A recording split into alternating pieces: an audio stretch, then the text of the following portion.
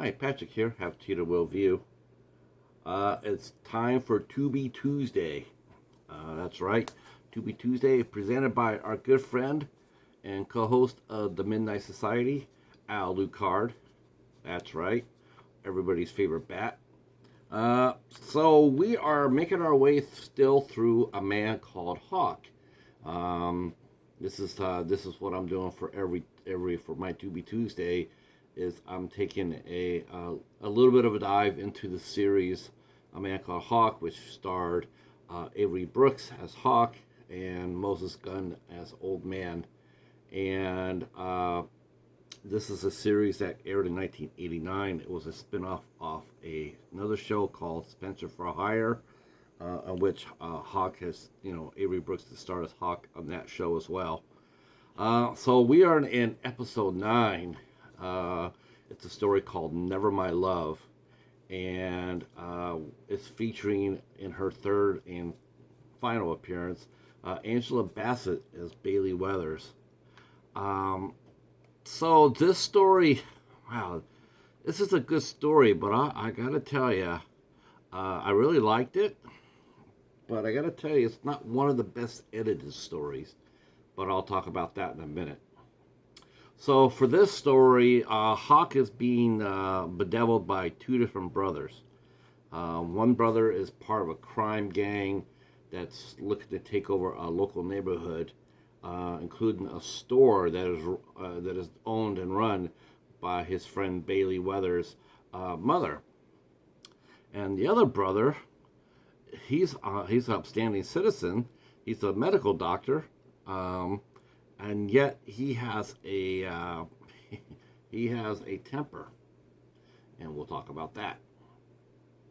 So the series opens the show opens up, and we see that Bailey and her boyfriend, Dr. Curtis West, they are a couple, and we see that they look to be in love, but unfortunately, Dr. West has a very bad temper, and he's very possessive. No reason to be, but he is. So on one hand, we have that brother. The other one is Derek West, and he is part of an organized crime ring that's being run by a gentleman named McSwain. So we have two different brothers on two different sides of the law, but both having their problems. So Hawk comes in to help them both. Actually, he's helping Bailey because Bailey's his friend, and he takes a little bit of his time to go out and talk to Dr. West about putting hands on his friend Bailey. So obviously, Dr. West is not feeling too good after that encounter. We also find out that McSwain is running a organized crime ring, and that comes into play is because that ring is responsible for stealing Bailey's car, which brings Hawk into the picture in the first place.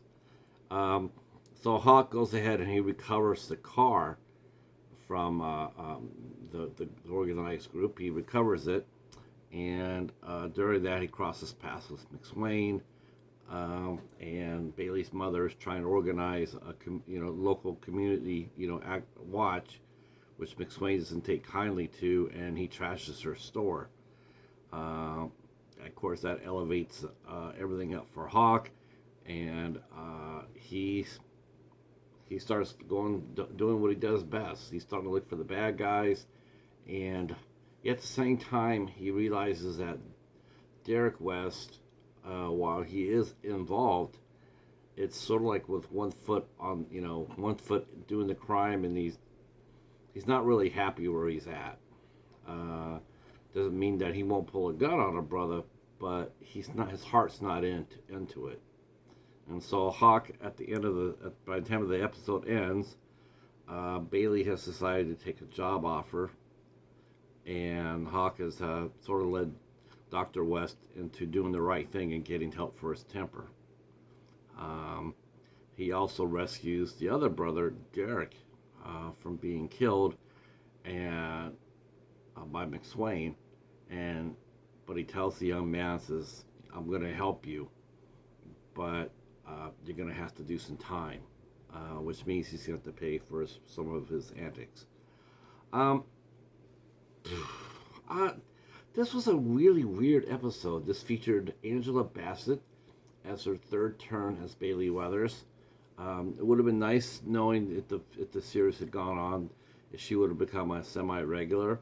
They worked really hard, they worked really hard at establishing some, some different characters in Hawk's world, because that would have been helpful. They already had Charles Dutton on there twice as a cop. This is, like I said, this is Angela Bassett's third turn as Bailey Weathers, and of course you had Moses Gunn playing Old Man, and who he helps. Old Man helps Hawk resolve the issues, because he's got Cain and Abel basically, and to help help it resolve the issues, and do it in a fashion that that both will everybody will come out ahead of. And even though the younger brother Derek will end up going to jail for a while, he has a chance to. He's not in so deep that he's going to become a hardened criminal. The only problem I had with this episode was it wasn't very well edited, and the story was really sort of scattered. They really didn't establish the two brothers being related to each other until late into the episode. You didn't even know they were. You just know that one was doing something shady with McSwain, and the other one had was really possessive, and he even slapped Bailey, which brought him into Hawk's crosshairs. But we didn't even know that they were related until toward the end of the episode. The editing was pretty choppy. It just didn't really have a really good flow. I liked the story. I mean, it was a little bit, a little bit familiar, and I liked the bad guy. I mean, Victor Slezak, he played McSwain, and he was very smarmy and he's a good adversary. Julian Christopher as Curtis West was really good as well. And of course, Wendell Pierce as his younger brothers. We didn't even know that they were brothers, like I said, until like the third act when Derek gets shot, and then he goes to his brother to help his brother patch him up.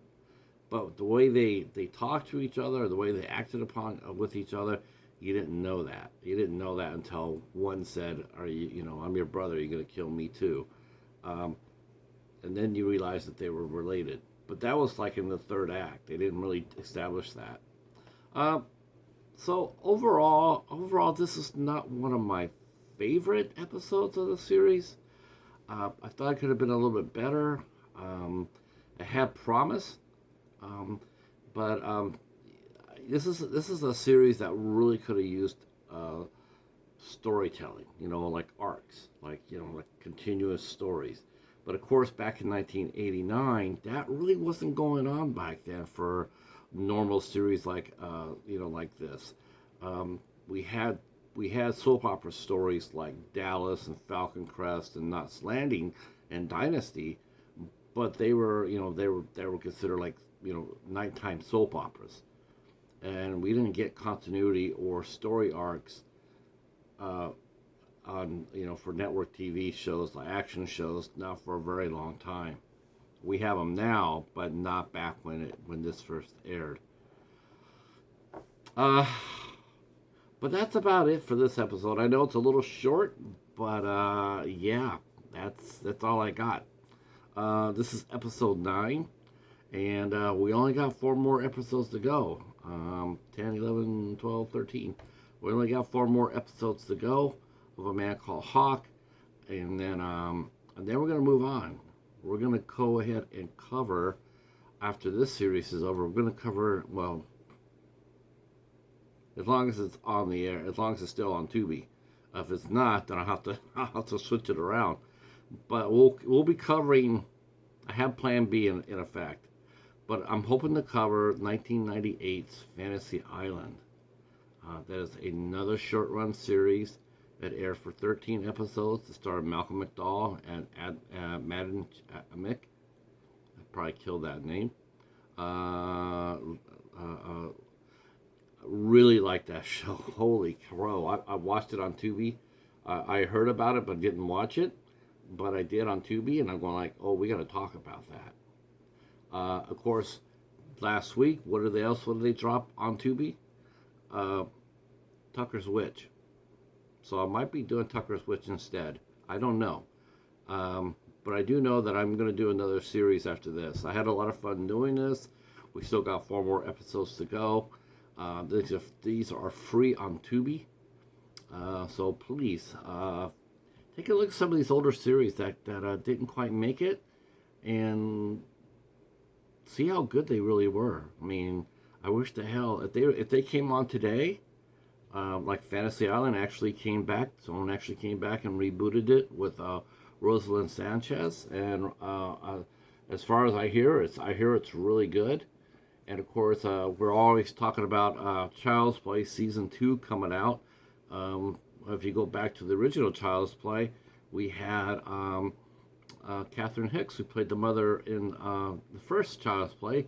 Well, she played, she's in Tucker's Witch. And she's very cute in that show, too. So I don't know which one.